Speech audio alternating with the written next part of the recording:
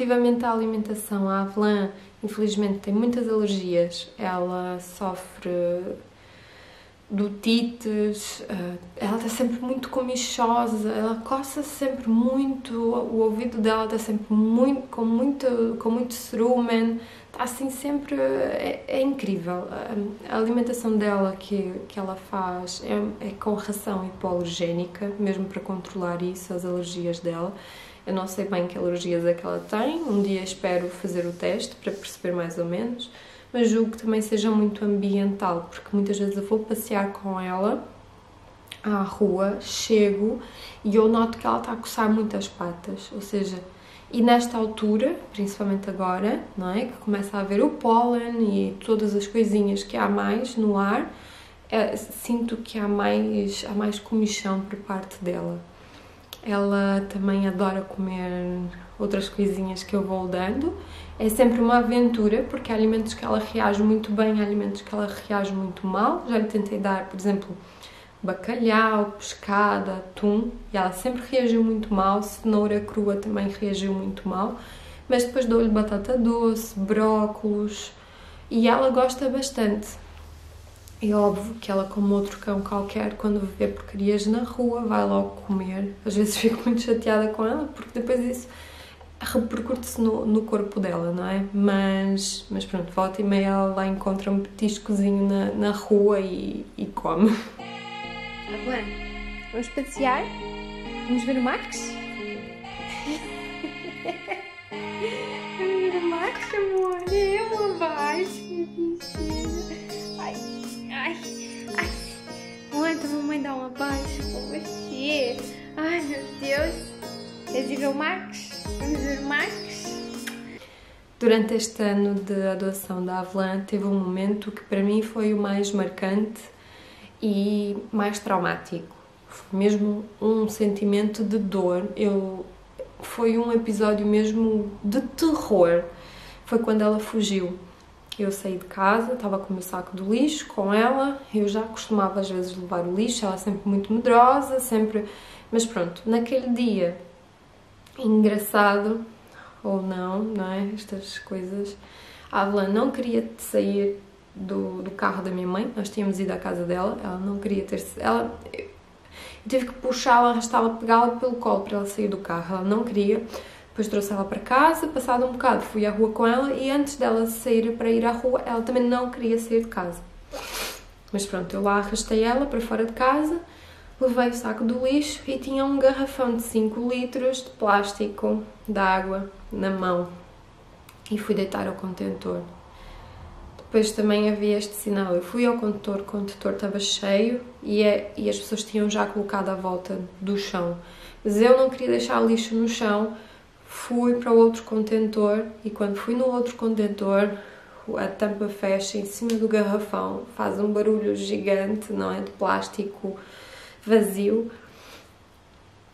E eu estava com uma mão esticada, com a trela, com a outra a tentar segurar o garrafão, quando eu vejo a Avelã começa a entrar em marcha atrás e sai da coleira.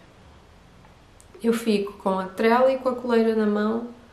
Ela olha para mim, eu olho para ela, foi tipo segundos e ela desata a correr. Eu não estava a acreditar no que estava a acontecer, não estava a acreditar. Ela ainda no início, no primeiro minuto, nos primeiros 30 segundos andou aqui, ou seja, meteu-se no meio da estrada, mas estava meio assim assustada, não sabia, eu chamei ela, mas ela não vinha.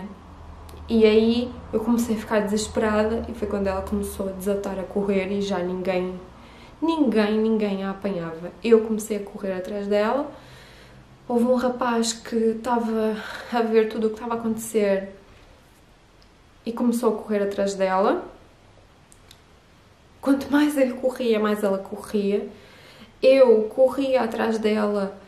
Eu estava num filme, eu sentia que estava num filme de terror. Eu gritava,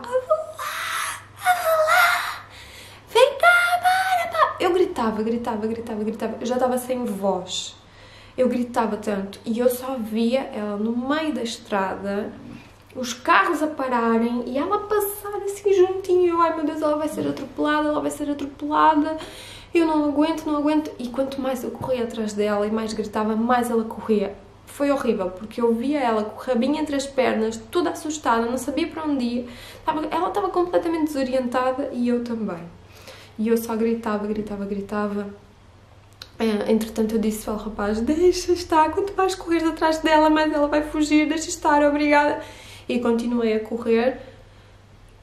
E juro, eu não sei se nos filmes de terror, quando nós vemos os filmes de terror e há aquela cena que a pessoa está a fugir de alguém e só se ouve a respiração da pessoa e tipo os galhos ou um som qualquer, igualzinho. Eu senti que estava... Eu não conseguia ouvir mais nada. Eu não sei se alguém falou comigo, eu não sei se alguém buzinou, eu não sei se alguém perguntou alguma coisa, mas eu só ouvia a minha respiração. E o meu ouvido... Eu não tinha audição para o resto. Eu não estava a ouvir nada, eu não conseguia ouvir nada, eu não tenho memórias de nada, nada, nada, nada. Eu tenho flashes de visões, até de olhar para certas situações, mas eu não me lembro de nada. Depois eu não sabia se... Houve um momento em que eu deixei de a ver. Não sabia para onde é que ela tinha ido, chorava, desesperada, e aí não sabia se mandava mensagem no telemóvel para alguém, se ligava para alguém, se olhava para a frente, se continuava a correr, até que eu postei uma mensagem no Facebook a dizer que ela tinha fugido, para alguém estar atento, porque assim, a Avelã tem chapinha com contacto e tem chip, mas ninguém a apanha, o meu problema é esse. E então coloquei a imagem, a foto dela e o aviso no Facebook, depois liguei à minha mãe, a minha mãe veio diretamente ter comigo, com a minha irmã. Entretanto, eu depois falei com algumas pessoas que também começaram a andar pela cidade à procura da Avelã. E eu andava de carro com a minha mãe aqui às voltas a ver se havia. E eu só chorava e mãe, e tipo, as pessoas, eu via pessoas a passarem e eu dizia, mãe, por favor, para, baixa a janela. E eu descia o vidro, viram alguma cadela a correr sozinha. E toda a gente, não. E depois isto é que me depois também deixou mais em aflição, porque ninguém a viu. Como é que ela evaporou quando ela virou a rua? Ela evaporou. E eu estava completamente transtornada. Até que nós fomos a um sítio que tem verdes e eu fui lá já assim já não estava confiante. Eu já achava que ela tinha sido atropelada e que ela estava noutro sítio completamente diferente que eu nunca mais ia encontrar. Fui lá, chamei ela, assobiei, chamei, nada. Aí eu lembro-me perfeitamente deste momento. Eu sentei-me nas escadas, minha mãe entrou no carro, a minha irmã também já estava a entrar e eu disse, deixa estar, vamos embora, eu não vou encontrá-la mais, acabou, eu não... esquece.